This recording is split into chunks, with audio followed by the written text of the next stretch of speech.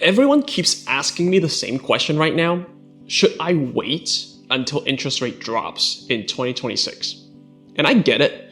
Rates have dominated the conversation for the last couple of years. They feel like the only thing that matters. But here's the truth most people don't want to hear. Interest rates don't move in a vacuum.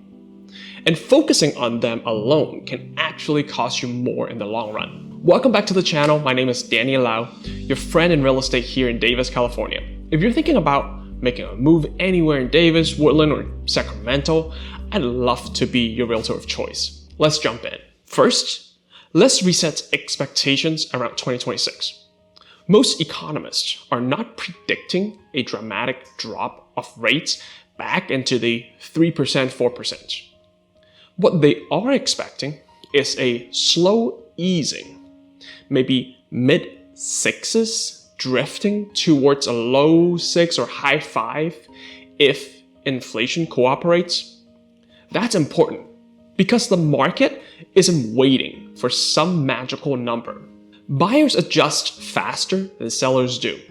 And once buyers believe rates have peaked, behavior changes quickly. We already saw this in late 2024 and throughout 2025. As soon as rates stabilized, even without any big drops, buyers came back cautiously at first, but then more confidently. Now let's talk about what that also means specifically for Sacramento buyers. Sacramento is not a boom and bust kind of market. It doesn't spike as violently as, maybe Stockton market. And it doesn't collapse the same way overheated markets do. It is a steady, demand-driven region. People move here for state jobs, for healthcare, for universities, for relative affordability compared to, the coast or the Bay Area. And that demand doesn't disappear just because rates are slightly higher. What does change is competition timing. When the rates soften, even slightly, there are three groups of buyers who will re-enter the market at the same time. Buyers who previously paused, renters who hit the breaking point, and move-up buyers who've been waiting for some clarity. And when these three groups all come back together, inventory doesn't suddenly triple to accommodate them. That's when pricing pressure quietly returns. Not a bidding war insanity like 2021, 2022, but fewer concessions from sellers, less leverage for the buyers. Homes are selling closer to list price instead of under.